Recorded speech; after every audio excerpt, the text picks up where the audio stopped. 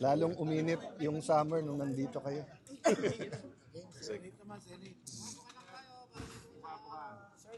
Kumusta kayo kaya ano, Tato? Jay, Uh, 1 cent for...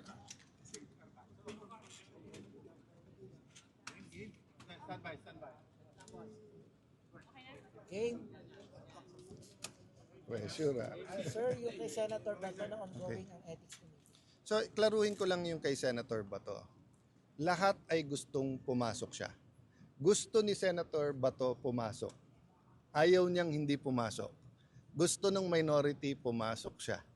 Gusto ng majority pumasok siya. Anong problema? May threat sa kanya na walang assurance ang gobyerno na mapoprotektahan yung kanyang karapatan. So katulad ngayon po, pumasyal po kayo dito sa Taguig. Kahit anong tapang nyo po bilang media, kung credible yung threat na pag pumunta kayo dito, kukunin kayo, dadaling kayo sa Hague, pupunta ba kayo dito? Kung gusto nyo man pumunta, yung editor nyo mismo magsasabi, huwag kayong pumunta kasi pwede naman kayo mag-interview sa ibang lugar. So it is not by desire of Senator Bato na huwag siyang pumasok. So that's the difference. So kung may hindi pumupunta for another reason, inuna negosyo, tinatamad. Pero pagka may rason, di ba, may sakit o kaya on official business, in this case, may threat eh. So nagkaroon ng isang paglilinaw ang DOJ noon, but with all due respect, lalong lumabo.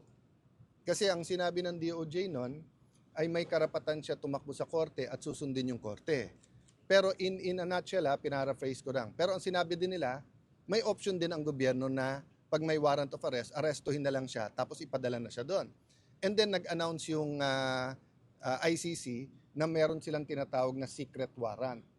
Hindi po yun yung ating konstitusyon. Sa ating konstitusyon, huwes lang, judge lang ang pwede mag-issue ng warrant of arrest. Kaya kung may warrant of arrest galing sa abroad, dadaan pa dapat sa ating judge yon. Yun ang stand namin. Walang makapag-assure kay Senator Bato eh.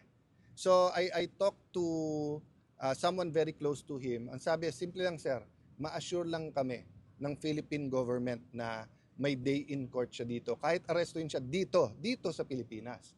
Pero yung sasabihin pwede siyang kunin tapos ipadala na lang sa ibang bansa, ay maninindigan siya. So the diba? threat is the arrest, Senator? Yes, I mean, that's from the start naman, di ba? Kasi nilabas nila na may warrant tapos may ganon, di ba? Oh. So I'm not judging what's right or wrong. I'm just giving you human nature. Di ba? Human nature. Kahit ang Secret Service, pag tingin nila may threat sa presidente, sa vice president, hindi nila papupuntahin doon. Di ba? So hindi po voluntary ang pag-a-absent ni Senator Bato. Gustong-gusto niya po pumasok sa session. Let me clarify one more thing. Sabi nung iba hindi siya nagtatrabaho, magkaiba po yun ha. Kasi sa loob man o sa labas ng Senado, napaka-importante ng plenary, napaka-importante po mag-participate, napaka-importante po ng committee hearings. Kung magkakaroon ng impeachment, napaka-importante din na umattend doon. But that's not the totality of the work of the senator. The research, the consultation, going around the country, that's all part of the work. So katulad ngayon, di ba, break, di ba? But after this, tatakbo ko, group of businessmen naman, consultation naman about yung contingencies dito sa energy crisis. That's part of my work. 'Di ba? So kung may hearing kanina, I could have attended that or this. Kung may hearing mamaya, I can attend my consultation or that, but that doesn't mean we're not working. Ganon din kay Senator Bato. Fully functional yung staff niya, yung mga memos sa kanya, mga filing nila, magpo-monitor tuloy-tuloy. Again, do I want him to attend? Yes.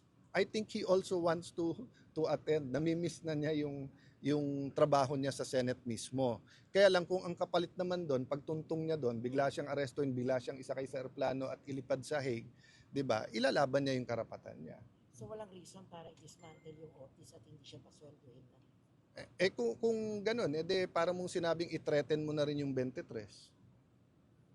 'Di ba? Dapat yun ang baliktad eh. Bakit ang tinitignan natin yung may threat? Bakit hindi mapanindigan ng gobyerno, Senator Bato, nasa Pilipinas ka, may korte dito, safe ka. Pumasok ka, walang kikidnap sa'yo. O, hindi siya ma-assure ng ganun eh. So again, I'm not judging, Pero linawin lang natin yung sitwasyon. Kasi ang lumalabas na sitwasyon para bang siya ang ayaw pumasok at dapat siya disiplinahin. Hindi ganun ang sitwasyon. Gusto niyang pumasok, pero live yung threat sa kanya. Sir, yung partial, other issue, yung partial committee report sa Senado, yung sa Blue Ribbon regarding the flood control, as of now, Sen, wala pa po itong sapat na pirma, yung comment po nila. Well, two things. One, I've been around government long enough to understand na systemic yung corruption. Napakasakit, napaka-tragic yung flood control scandal, but may opportunity dito. Yung opportunity dito ay ang opportunity dito is yung hindi lang one time big time, no, but to go to the root of the problem ng corruption sa Pilipinas and really address it. Ang unang naging problema is we didn't start with the truth. 'Di ba? From the start sinasabi natin hindi lahat yang ghost.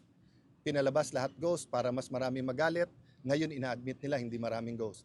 Pangalawa, from the start sinasabing may mastermind pero tinatagpi-tagpi. O ano nangyaring net effect?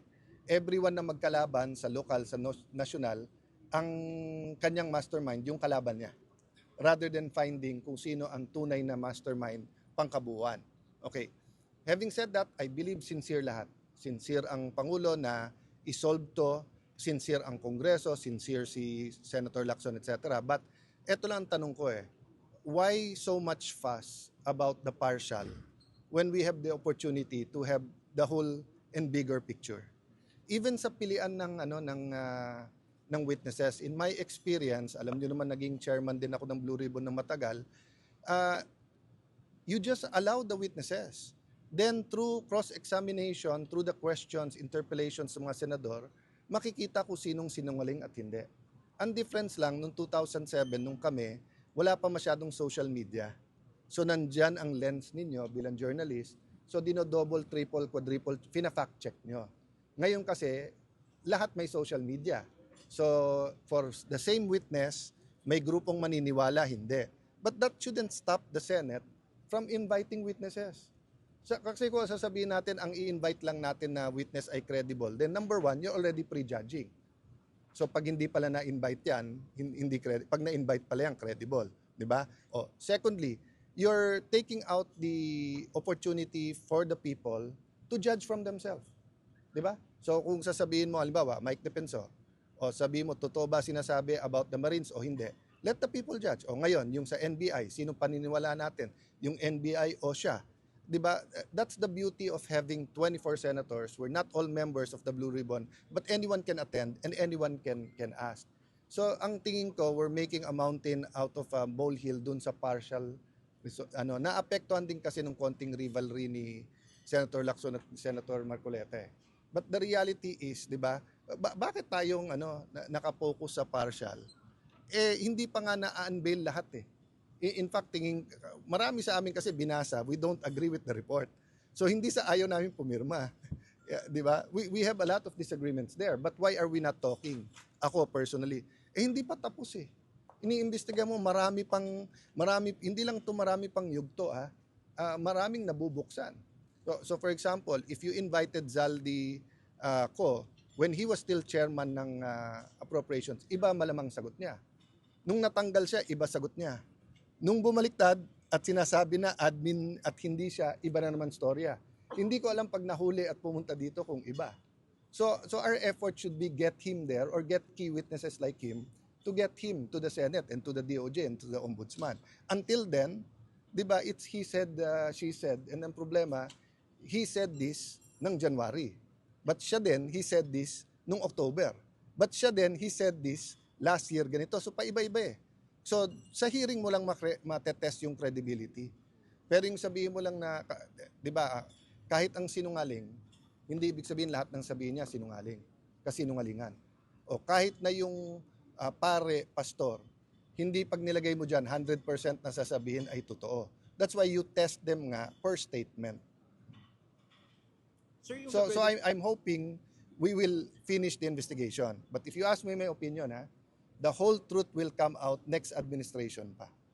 The same thing sa Duterte administration, whether you're pro o anti, kailan lumabas yung mas maraming katotohanan? During his administration or after? About Cory administration, whether mabango o hindi, kailan lumabas yung katotohanan? Nung panahon na ni FBR at saka ni ERAP, the reality is we're a very political society. And whoever tells the story gets has the resources, the human resources, the financial resources, the storytelling techniques, di ba? So sometimes time will tell, or the better timing will tell you the whole of the story, di ba? So katulad ngayon, lumalabas ngayon, di ba? Pinupinterya natin 2025 budget, na tama naman. Pero lumalabas maraming ghost na sa 24 at 23. Pero hindi pa lumalabas ng husto, pero yun ang lumalabas. Pwede bang yung building is may fiskal, ano ang sabi niyo ngayon? Well, all over the Philippines, we did our own investigation. Number one, walang ghost sa Taguig. Number two, it was all bid, etc. Ang initial information namin is marami, iba yung sa bidding, pero hindi yun yung actual contractor. So gamit ng lisensya. So I leave it up to the DPWH for their own investigation. And then dito wala kaming sinasanto, di ba? But that's the problem pagka open bidding, di ba? Pag open bidding, anyone can win. But that's precisely why we invited you, we invited Sec Vince, walang tinatago dito. And in fact, may mga iba, may kamalian sa paggawa. So how do we fix it? So it's all about funds of DPWH lang, hindi funds ng sino mang congressman o senator.